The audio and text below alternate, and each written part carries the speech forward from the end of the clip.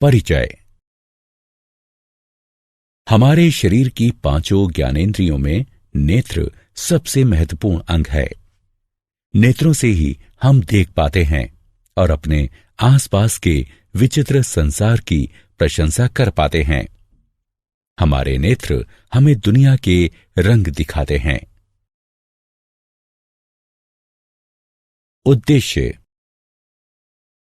इस पाठ के अंत में आप निम्न करने में सक्षम हो जाएंगे: मानव नेत्र के कार्य को समझना, दृष्टि दोषों और उनके सुधार के बारे में जानना, समपार्श्व यानी प्रिज्म के माध्यम से प्रकाश के अपवर्तन को समझना, कांच के समपार्श्व यानी प्रिज्म के माध्यम से श्वेत प्रकाश के विक्षेपण को समझना, वायुमंडलीय अपवर्तन और उसके अनुप्रयोगों को जानना, प्राकिरणन और उसके अनुप्रयोगों को जानना।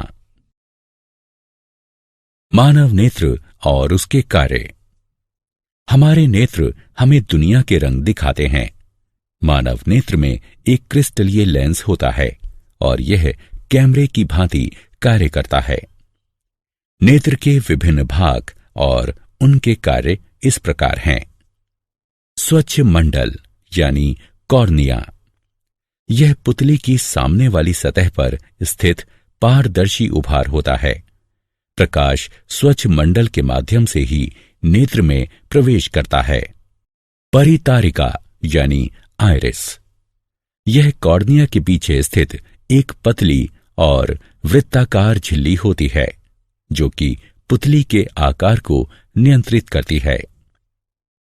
पुतली, यह परितारिका के बीचों बीच स्थित एक छिद्र होता है जो कि काला दिखता है और नेत्रों में प्रवेश करने वाले प्रकाश की मात्रा को फैलाकर या सिकुड़ाकर नियंत्रित करता है। दृष्टि पटल यानी रेटिना, यह एक बेहद पतली झिल्ली है जो कि एक पर्दे यानी स्क्रीन की भांति कार्य करती है। अभिनेत्र लेंस रेटिना पर किसी वस्तु का वास्तविक तथा उल्टा प्रतिबिंब बनाता है।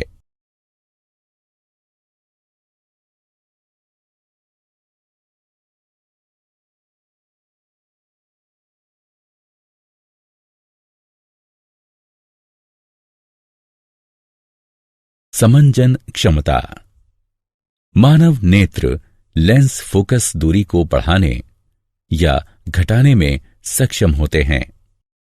इसे समायोजन की क्षमता कहते हैं। समंजन पक्षमाभी पेशियों यानी सिलेरी मसल्स की सहायता से प्राप्त किया जाता है। नेत्र के लेंस की फोकस दूरी को एक सीमा तक ही व्यवस्थित किया जा सकता है।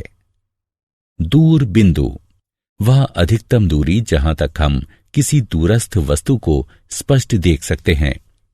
किसी दूरस्थ वस्तु को स्पष्ट देखने के लिए पक्षमाभी पेशियां ढीली होकर नेत्र के लेंस को पतला कर देती हैं। निकट बिंदु, वह न्यूनतम दूरी जहां पर स्थित कोई वस्तु बिना किसी दबाव के स्पष्ट देखी जा सकती है। निकटस्थ वस्तु को स्पष्ट देखने के लिए पक्षमाभी पेशियां संकुचित होकर नेत्र के लेंस को मोटा कर देती हैं।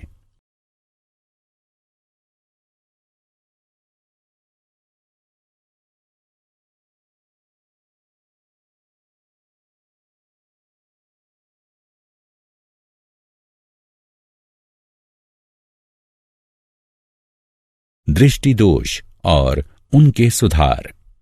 कुछ अपरिवर्तनीय दोषों के कारण नेत्र अपनी समंजन क्षमता खो देते हैं। ऐसे दोष 3 प्रकार के हैं: मायोपिया या निकट दृष्टि दोष। इस प्रकार के दोष से ग्रस्त व्यक्ति निकट की वस्तु को स्पष्ट नहीं देख सकता। वस्तु का प्रतिबिंब रेटिना के सामने बनता है। ऐसा या तो नेत्र गोलक के दीर्घीकरण के कारण होता है या नेत्र लेंस की अत्यधिक वक्रता के कारण। इस दोष को दूर करने के लिए अवतल लेंस का प्रयोग किया जाता है क्योंकि इनमें छितरन क्षमता होती है, जो कि प्रतिबिंब निर्माण के लिए प्रकाश किरणों को निर्देशित करते हैं।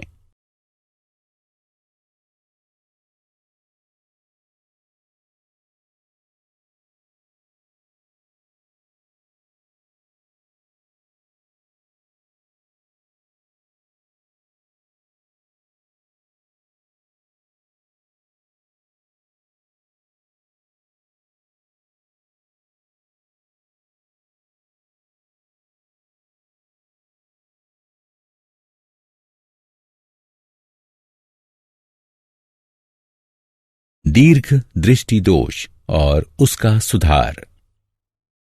हाइपरमेट्रोपिया या दूर दृष्टि दोष। इस प्रकाश के दोष से ग्रस्त व्यक्ति दूरस्थ वस्तुओं को स्पष्ट नहीं देख पाता है। इसमें नेत्र लेंस के द्वारा प्रकाश किरणों का प्रतिबिंब रेटिना के पीछे बनाया जाता है। ऐसा या तो नेत्र लेंस की केंद्रीय लंबाई की वृद्धि के कारण होता है या नेत्र गोलक के आकार में कमी के कारण।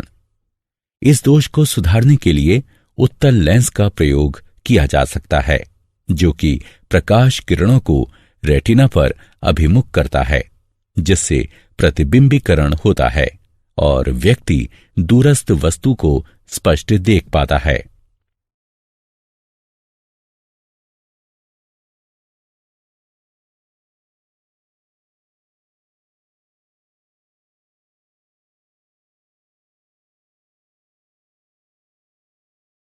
जरा दूरदृष्टिता और उसका सुधार। जरा दूरदृष्टिता यानी प्रेसबायोपिया। इस प्रकार के दोष से ग्रस्त व्यक्ति ना तो निकट की वस्तुओं को स्पष्ट देख पाता है और ना ही दूर की वस्तुओं को।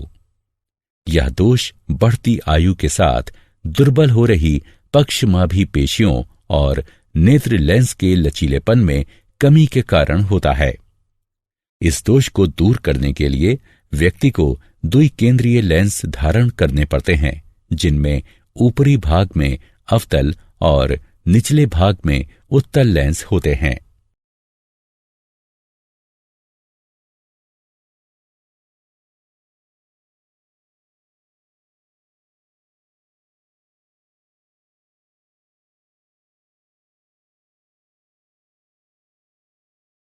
समपार्श्व यानी प्रिज्म के माध्यम से प्रकाश का अपवर्तन। एक माध्यम से दूसरे माध्यम की ओर यात्रा करते समय प्रकाश के झुकाव को अपवर्तन कहते हैं। इस खंड में हम समपार्श्व यानी प्रिज्म के माध्यम से प्रकाश के अपवर्तन की घटना पर चर्चा करेंगे। समपार्श्व यानी प्रिज्म दो त्रिकोणीय आधारों और तीन चौकोर तलों वाली ठोस आकृति है। प्रत्येक तल के मध्य का कोण समपार्श्व कोण कहलाता है। एक रंग के प्रकाश की किरण एक कांच के प्रिज्म पर आपतित होती है और अभिलंब की ओर मुड़कर हवा से कांच में प्रवेश करती है। इसके पश्चात सीधे गमन करते हुए यह अभिलंब से दूर कांच से हवा में प्रवेश करती है। आपतित किरण और अपवर्तित किरण एक कोण पर है, जो विचलन कोण कहलाता है। कांच के समपार्श्व के द्वारा श्वेत प्रकाश का विक्षेपण। अब हम इस पर चर्चा करेंगे कि यदि हम कांच के समपार्श्व पर श्वेत प्रकाश संयोजित करें तो क्या होगा। जब कांच के समपार्श्व यानी प्रिज्म पर श्वेत प्रकाश डाला जाता है तो यह 7 रंगों में विखंडित हो जाता है। बैगनी, गहरा नीला, नीला, हरा, पीला, नारंगी और लाल। इस घटना को श्वेत प्रकाश का विक्षेपण कहते हैं। विक्षेपण का कारण। श्वेत प्रकाश 7 विभिन्न आवृत्तियों पर आधारित होता है, जो कि एक भिन्न रंग के अनुरूप होती हैं। प्रत्येक रंग का विचलन कोण भिन्न होता है, जिसके कारण प्रत्येक रंग एक भिन्न कोण पर झुकता है और हमें रंगों का एक समूह दिखाई देता है, जिसे विबग्योर यानी इंद्रधनुष कहते हैं।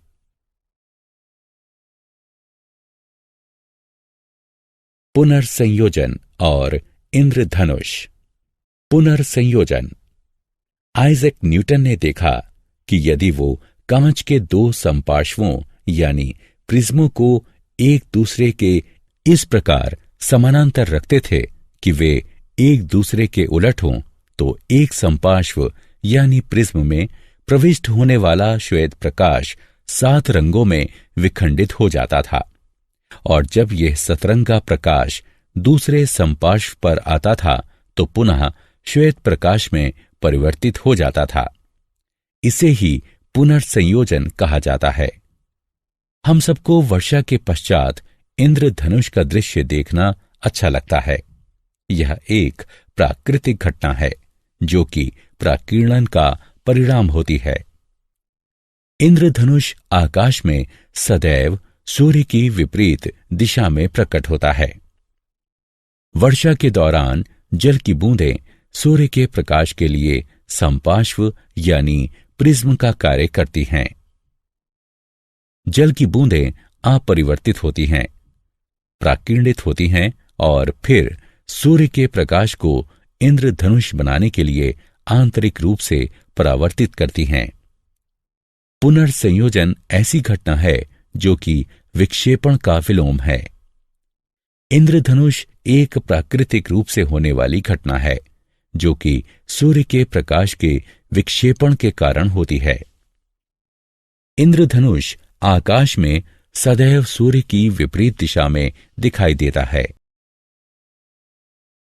वायुमंडलीय अपवर्तन और उसके अनुप्रयोग। हमारा वायुमंडल किसी स्थान विशेष पर समान रूप से सघन नहीं है।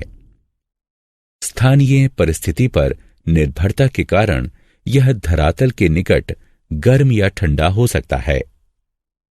गर्म वायु ठंडी वायु की अपेक्षा हल्की होती है, अतः इसका अपवर्तनीय सूचकांक ठंडी वायु के अपवर्तनीय सूचकांक की अपेक्षा कम होता है।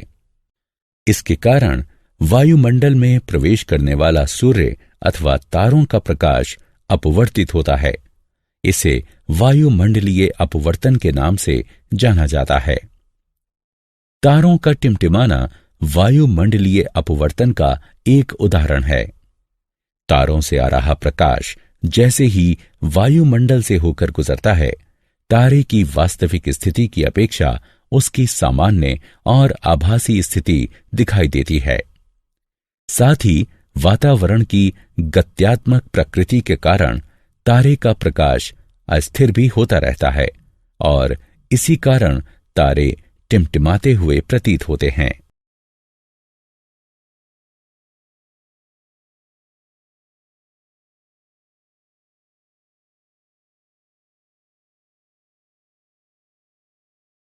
हमारे हिसाब से सूर्योदय तब होता है जब सूर्य क्षितिज से ऊपर आता है।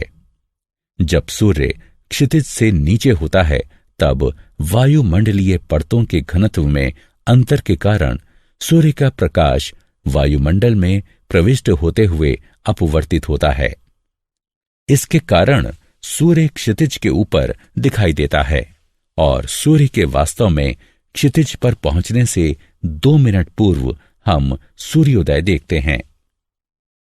इसी प्रकार वायुमंडलीय अपवर्तन के कारण ही सूर्यास्त हमें 2 मिनट देर से दिखाई देता है।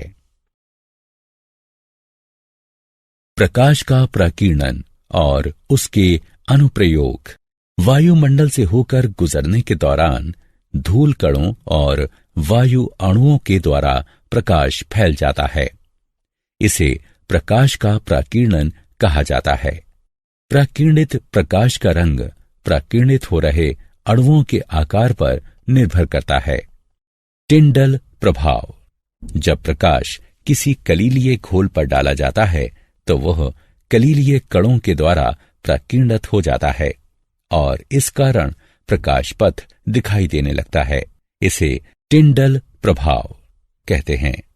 जैसे किसी अंधेरे कमरे में जब एक छिद्र बनाया जाता है और प्रकाश को उसमें से गुजारा जाता है, तब हम प्रकाश पथ और धूल के उन कणों को स्पष्टता देख पाते हैं जिन्हें साधारण परिस्थितियों में वायु में नहीं देखा जा सकता।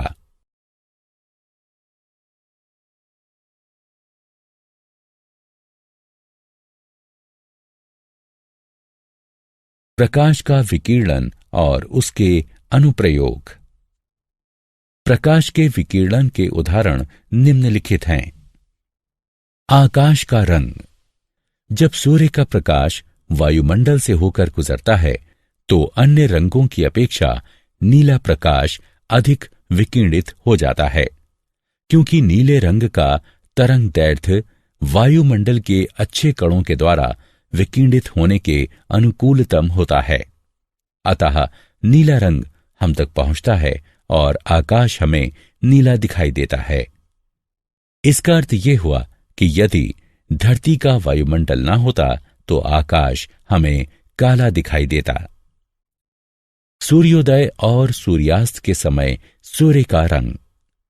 सूर्योदय या सूर्यास्त के समय सूर्य का प्रकाश अधिक दूरी तय करता है, अतः कम तरंगदैर्घ्य होने के कारण नीला रंग विकिरणित हो जाता है और हम तक केवल लाल रंग पहुंचता है। सर्वाधिक लंबे तरंगदैर्घ्य के कारण, अतः सूर्योदय और सूर्यास्त के समय सूर्य रक्ताभ प्रतीत होता है। क्या आप जानते हैं मनुष्य की दृष्टि का क्षैतिज क्षेत्र एक आंख से लगभग 150 डायोप्टर और दोनों आंखों से लगभग 180 डायोप्टर होता है। किसी तारे का टिमटिमाना उसके प्रकाश के वायुमंडलीय अपवर्तन के कारण होता है। वायुमंडलीय अपवर्तन के कारण सूर्य हमें सूर्योदय के वास्तविक समय से लगभग 2 मिनट पूर्व और सूर्यास्त के वास्तविक समय से लगभग 2 मिनट पश्चात तक दिखाई देता है। प्यूपिल अपना आकार प्रबल मनोवेगों के प्रभाव के कारण भी बढ़ा सकता है। नीली आंखों वाले भूरी आंखों वालों की अपेक्षा ज्यादा बेहतर देखते हैं। आइरिस के रंग का दृष्टि तीक्ष्णता से कोई संबंध नहीं है। मनुष्य की आंख मूलतः 3 रंग देखती है, लाल, हरा और नीला। ये मूल रंग हैं। श्वेत रंग इन तीनों रंगों का संयोजन है। काला रंग इनके अभाव स्वरूप है। पीला, बैगनी और हल्का बैगनी रंग 2 मूल रंगों के संयोजन से बनता है। इन्हें द्वितीयक रंग कहते हैं। कुत्ते लाल और हरे रंगों के मध्य अंतर नहीं कर सकते। साधारण मनुष्य 1 मिनट में 12 बार पलकें झपकाता है, यानी कि प्रतिदिन औसतन लगभग 10,000 बार। आंख मानव शरीर का एकमात्र अंग है जो दिन रात किसी भी क्षण बिना आराम किए 100% क्षमता के साथ काम कर सकता है। छींकते समय आंखें खुली रखना असंभव है। तुम्हारी भौहों के मध्य के स्थान को ग्लैबेला कहते हैं। अनुकूल परिस्थितियों में मनुष्य की आंख मोमबत्ती की रोशनी को 14 मील की दूरी से भी देख सकती है। मनुष्य काग की अपेक्षा कंप्यूटर की स्क्रीन को 25% धीमी गति से पढ़ता है। सारांश। आइए हमने जो कुछ सीखा है उसे संक्षेप में दोहराएं। मनुष्य की आंख में एक क्रिस्टलीय लेंस होता है और यह कैमरे की भांति कार्य करती है। आंख के विभिन्न भाग हैं: प्यूपिल, कॉर्निया, आइरिस, क्रिस्टलीय लेंस और रेटिना, यानी श्वेत पटल। मनुष्य की आंख के लेंस में केंद्रीय दूरी घटाने और बढ़ाने की क्षमता होती है। इसे समायोजन कहते हैं। मोतियाबिंद। यह एक नेत्र रोग है जिसमें आंख के लेंस की पारदर्शिता समाप्त हो जाती है, जिसके कारण आंशिक या संपूर्ण दृष्टिहीनता आ जाती है। इसे शल्य क्रिया के द्वारा ठीक किया जा सकता है। समपार्श्व यानी प्रिज्म 2 त्रिकोणीय आधारों और 3 चौकोर तलों वाली ठोस आकृति है। प्रत्येक तल के मध्य का कोण समपार्श्व कोण कहलाता है।